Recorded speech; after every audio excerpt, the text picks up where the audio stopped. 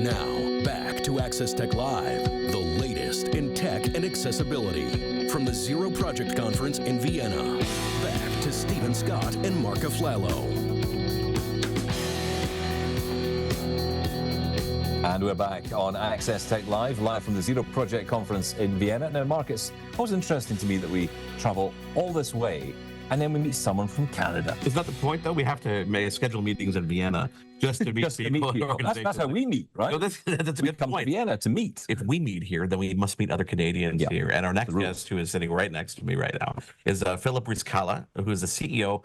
Although he joked off the air, you want to get the CEO, he's inside the room there, of the Accessibility Standards of Canada. Welcome to Access Tech Live. You got to tell me what your organization does. Obviously, you're a part of the Canadian government, but you've been around for 4 years. I know that. But what's your mission at the end of the day here? Yeah, so you're right. We've been around for about 4.5 years. And as the name implies, Accessibility Standards Canada, we develop standards to remove barriers to accessibility. That's pretty straightforward. Sounds good. Okay, yeah, thanks, Marc. That's great. that applause you might be hearing in the background is not for you on that question, but it maybe should be. So what are some of the achievements? What are you aiming to achieve with this? Yeah, so, before I tell you what we're aiming to achieve, a lot of people don't know what a standard is. So I'd like to maybe give you very, very quickly what a standard is. So a standard is like a recipe. If you're baking a cake, it's nice to have a recipe that tells you need these ingredients in this order, you cook it for this long, you come out with a product. Yeah.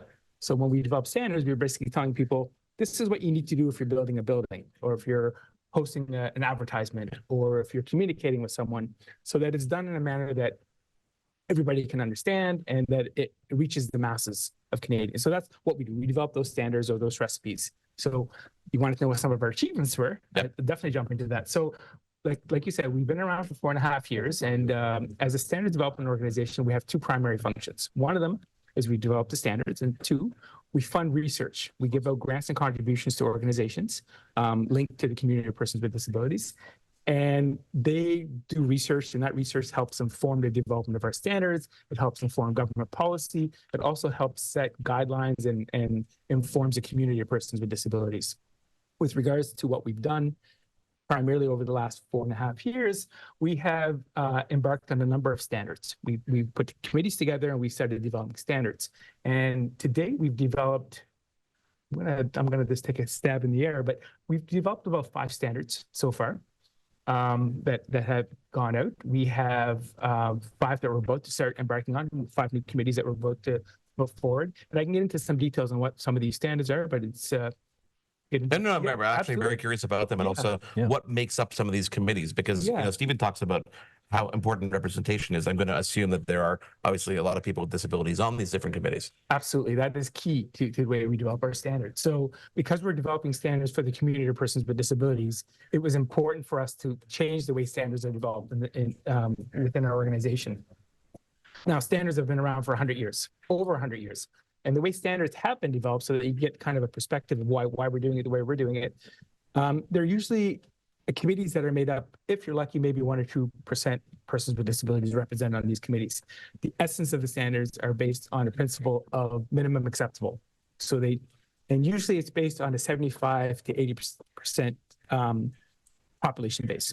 So you're taking that core base of population and you're developing your standards based on their needs. So what ends up happening is that 20%, of that 25% outside of that core are usually the marginalized groups, community of persons with disabilities and others that fall outside of that group. So you can imagine what's happened over the last 100 years. We've developed standards, but we've excluded this group that we should be developing standards for. So the concept that we've taken is we develop the standards, but we develop it for that group on the outside. And what does that mean? That means that everybody gets included in the development of our standards. So it's a different mindset, but what we consider our standards to be our equity-based standards. Equity being that it includes everybody. So that's when we develop our standards.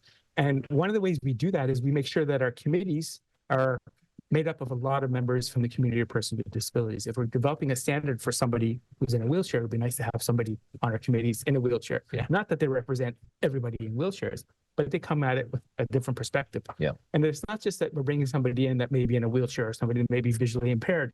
They're experts in their fields. So we may get a lawyer who's in a wheelchair that would represent us in a certain way. We may get an engineer that's visually impaired that will have expertise from the engineering background, but also lived experience. So on average, most of our committees are upwards of 50 to 58, 60% persons with disabilities on those committees, which is unheard of in the standards world. Yes. But in addition to that, we also have gender equality, we have balance, which again is unheard of when it comes to standard development. So we're very, very unique when it comes to where we develop our standards. Yeah, I love that. And I love the fact that you talk about the representation, but in particular qualified representation, Yes. which is actually really important. We don't just want to be there because we feel like we should be there. There should be a reason. What you talk about is interesting. For some people on the ground, it might feel a little bit woolly in the sense that, you know, they'd like to maybe understand how these standards you're talking about affect them in real life. So how does the work you do impact on a disabled Canadian? Yeah, so it will have an impact on the community of persons with disabilities. And what we do is we're just one piece of the puzzle. The Accessible Canada Act says we want to have a barrier-free Canada by 2040. And there's lots of players that will get us to that 2040 goal.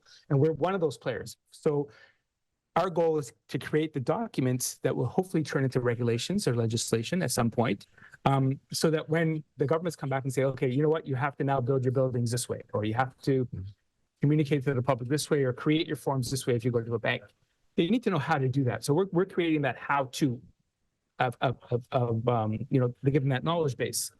So what are we going to do? So we develop the standards.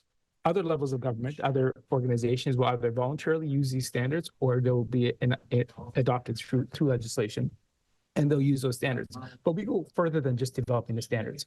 We work with provincial governments. We work with industry groups. We work with communities of persons with disabilities, and we encourage them to start using our standards. We try to promote the standards well ahead of ever going to a government and saying, these are the standards that should go into legislation. Let's wait 10 years to see what happens. We're starting to put them into force. We're trying them out. We're seeing whether they work. We want to be comfortable with these standards, and we're promoting them everywhere we go with the standards. So it sounds a little, I think you used the term woolly, or it sounds a little woolly, but look, it kind of has to, right? It has to. Look, we've got 100 years of mindset change that we have to tackle. And so to come to somebody and say, I know you've been building these buildings for 100 years and they haven't collapsed, but you know what? You forgot about a segment of the population. And now we're coming to you. You can still build this building, but you got to do it slightly differently now because you got to include everybody. So you need to change that mindset. And that's what we're doing right now. I know you've got questions to ask, but I just want to ask this one. I just want to ask this because I find this interesting. So obviously you're talking about this from a government point of view, but is the work you're doing politically affiliated, or is it, I guess what I'm asking is, could a change of government affect what is being done? Yeah, so this is the beauty of our department. So we are what's in government terms called a departmental corporation. It doesn't mean much, but to us it means a lot. We are autonomous from whatever government's in place. We actually report to a board of directors. A board of directors is made up of 80% persons with disabilities. They give us our marching orders. We listen to them. They are also appointed through government, but they're independent of government. So we can't have a new party come in and say, accessibility is off the table. It doesn't work that way. So the board of directors says, you know what, this year we want you to focus heavily on artificial intelligence and how that impacts the community of persons with disabilities. That's what we work on.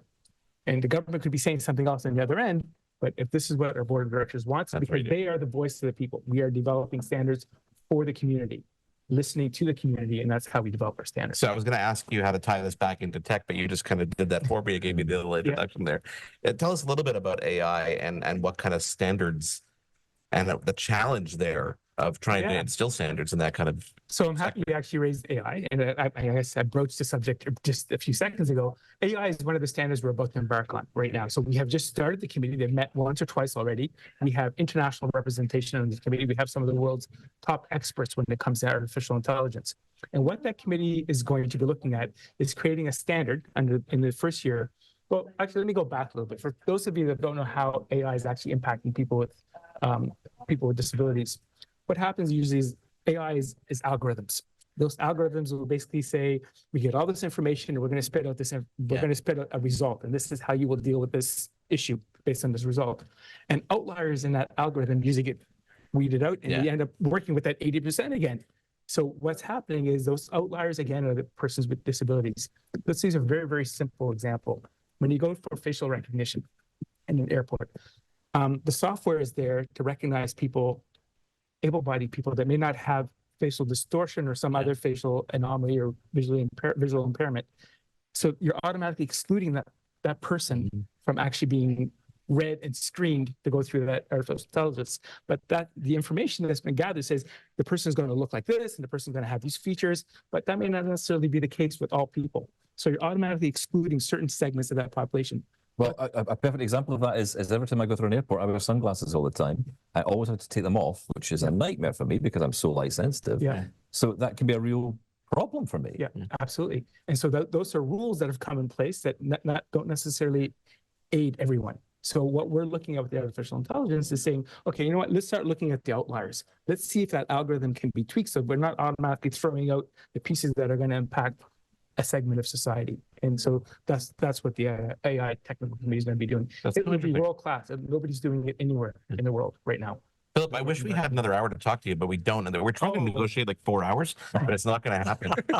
If people want to find out more, it's accessible.canada.ca, correct? That's correct. Awesome. And if they want to follow you, I guess they can head on over there and read all about you. Thank you so much for taking the time to join us. Thank you, gentlemen. We're going to have you back on the show. I think we're going to talk about this a little bit longer, Stephen. Yeah, I got a list of questions that are going down quite long. Thank you so much for It's my taking the pleasure, time to join guys. us. I'd love to join you again in the future. Stephen, we're going to take a quick break, and when we come back, a very cool company.